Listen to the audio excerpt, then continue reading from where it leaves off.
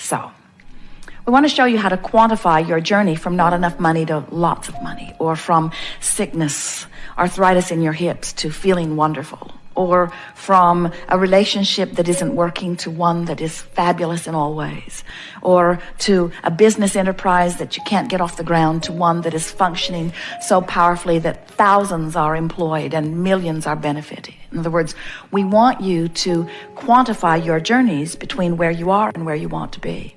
And the way you do that is by being aware that every indication to you is vibrational, and by understanding what the indicators are. This is always true. What I think and how I feel and what manifests is always a vibrational match. But here's the big kicker. What manifests isn't manifesting instantaneously. So you've got all this leeway that makes you sloppy. If you thought a negative thought and a brick would fall on your head every time, you'd clean up your thinking.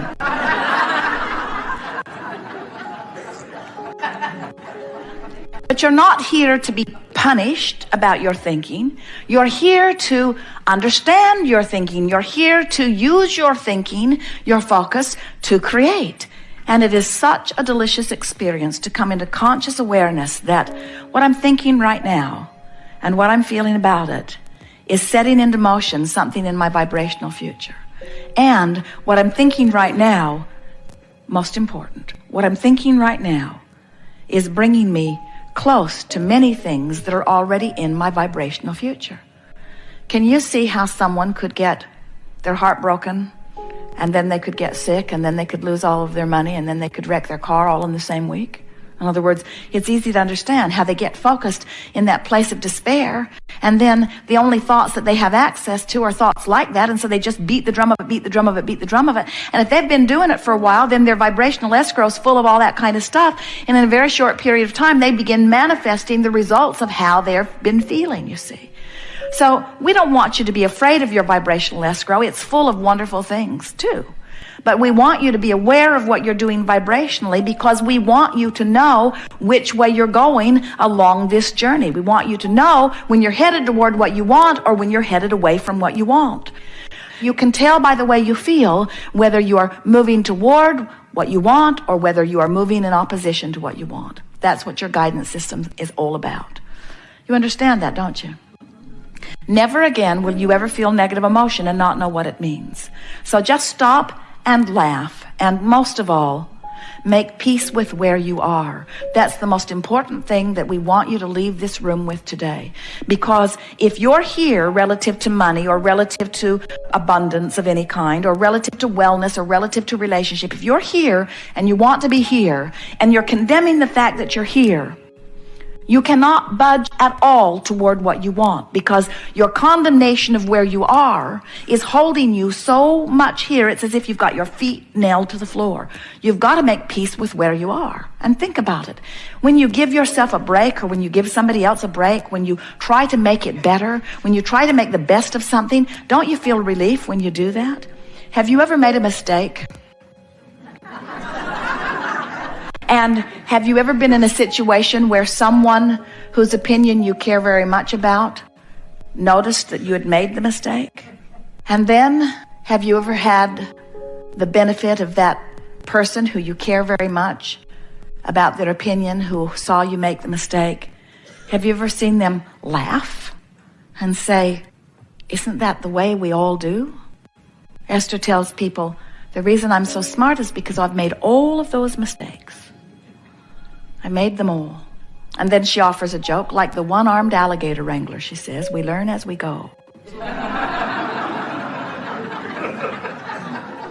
In other words, looking for a way or a reason to diffuse the feeling. And when someone does that in the midst of your feeling uncomfortable about your mistake, what do you feel?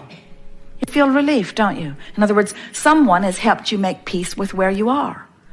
When you try to make the best of something, you move closer into vibrational alignment with what you want. When you try to make the worst of it, you're moving in opposition. So why does anybody make the worst of it? Why do you make the worst of something? Well, you make the worst of it because every fiber of your being knows that things are supposed to go well for you. And when they're not going well, you're sort of freaking out because you know it is supposed to be better. And you've also had so many people saying, now, why did you do that? And so you've gotten in this habit of explaining. Because, most of the people around you don't really remember about this vibrational stuff. Most of the people around you are living very conditional love. They tell you, I live unconditional love, but they don't. What they're living is, when I see that condition, I feel good, so I'll vote for that. When I see that condition, I feel bad, so I'll vote against that. We'll do everything in our power to get that away from us. And we say, that's very conditional love. That's saying, change the condition so that I can have a better feeling response to the condition. And it never works. It never ever works, because when you're looking at the condition that needs to be changed, you're activating the condition that needs to be changed in you, and you are becoming more of the problem that you're wanting to solve. That's why terrorism is becoming more. In other words, you just cannot kill everybody that doesn't agree with you. You can't do it. You'll kill enough of them, and pretty soon you'll be down to the nitty-gritty that is just you guys, and you'll start disagreeing with each other. In other words, you cannot get to where you want to be by pushing against what you do not want. It never, ever works, you see. So what do you do? What do you do when you're standing in the midst of a culture, an environment, or a house, or a marriage, a relationship, a situation where you clearly see things that you do not want to see? What do? They make you feel bad when you see them. Don't you want to instruct those people to clean up their act? Little Kate, granddaughter Kate, 3 years old, adorable in every possible way. Esther looks at her and turns inside out with love. Kate is the perfect being. She is so lovable. So easy to love. Just look at her. Just listen to her. Just remember her. Just think about her in any way, upside down, all around. Just think about her. And love radiates from you. And shouldn't everybody damn well be that way? In other words, shouldn't everybody be that lovable? When you got a lovable one like that, sure makes you not like the ones that aren't lovable very much. And don't they all owe it to you to be just that lovable? And we say, therein lies your problem. There are lovable ones that you love, and then there are not lovable ones that you hate. And then you demand that they change the way they be so that you can feel better. And we say, oh, what a big job you have. Just when you get your son understanding what you need to be happy, trained really well, he meets some girl and does what she wants.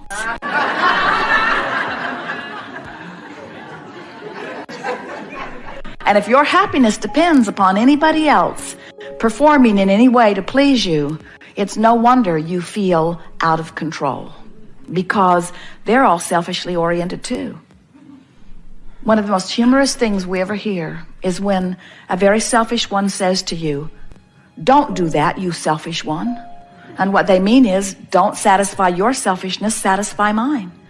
And you just got to wonder who gets to decide whose selfishness gets to be satisfied. And we say Source has decided long ago. Everyone gets to have their selfishness satisfied. Every perspective of self is of paramount importance to Source. And when you are in alignment with your own desire, your world will be perfect. When you think about it, if every point of consciousness standing in every situation were preferring something and Source was answering every preference, then wouldn't the whole be better off? So how is it that you got in competition with one another? How is it that you came to believe that if he gets what he wants, somehow I'm deprived of what I want? Why do you put yourself in competition for the same prize when the resources are infinite? In fact, the resources expand exponentially to the percentage or the perfection of your desire. When you want it, if this time-space reality has given you the facility to desire it, to identify it, to want it, this time-space reality has the facilities to provide it for you in manifestation. You couldn't want it if it wasn't possible to get it, you see. So when you understand that you are not in competition for any resources at all, you never say, well, I have been well for the last 10 years, 20 years, 30 years. I've been well for as long as I can remember. So I'm going to be sick for the next 10 years and allow some poor sick person to have my share of wellness. You don't do that, do you? Why not? because you don't see the relationship between your receiving of the wellness and their not receiving of it. You don't think you're sucking up the wellness. And yet, relative to abundance or money, you often think that the rich guy's getting more than his fair share. So you want to chop up the pie and distribute it evenly, only to discover that it all ends up back in his pile again really soon. So you divide it all up and spread it all out evenly again, and it all ends up over in his pile again very soon. And you say, what's going on? I must not be worthy. And we say, no, you're just beating the drum of not enough money. He's beating the drum, money comes easily to me. He's beating the drum that says, they can't take it away from me as fast as I can earn it. He's beating the drum that says, this is an abundant universe and all good things come to me. And it's fun to figure out how to let it in. And I'm not taking score of my well-being by my money. I'm taking score of my well-being by how good I feel. And this is really fun. I'm really enjoying the money flowing into my experience. It's a poor guy over here saying, you've got all the money. You've got all the money. How come you've got all the money? Why do you think he's got all the money? You get a few billion people complaining that he's got all the money. Sure, he's going to get all the money. In other words, the things you vote most against, you're really voting for the other side. When you vote against somebody, when you push really hard against something that you do not want, you're holding yourself in vibrational discord to something that you do want. In other words, you help the other guy win over and over and over and over in pushing against what you do not want. Well, this has been fun. We are eager to talk with you about anything that is important to you. We want to help you to realize that you are the creator, that you are the vibrational attractor, that you have guidance within you, and we will show you how to move up the emotional scale.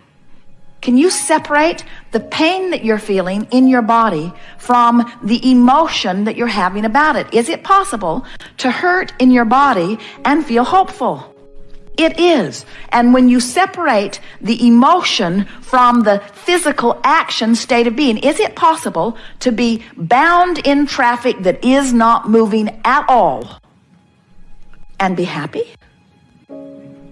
Or when you're bound in traffic that is not moving at all, to just owe it to the world to be frustrated out of your mind? Frustrated out of your mind, practice it often enough, and you will be bound in traffic everywhere you go, even where there usually is not traffic that is binding. The universe will find a way of helping you to rendezvous.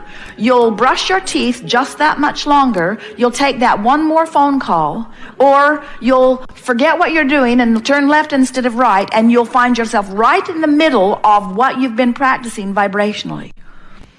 But if you're sitting in traffic and you're enjoying what you're hearing on the radio or on your tape player, if you are sitting in traffic and you're singing with your kids, looking at the flowers out the window, making the best of your moment, making peace with where you are and choosing your vibration rather than letting the conditions choose your vibration. In other words, you're doing your own thinking. You're not just responding to conditions. You're thinking in spite of conditions or along with conditions. Can you feel the difference?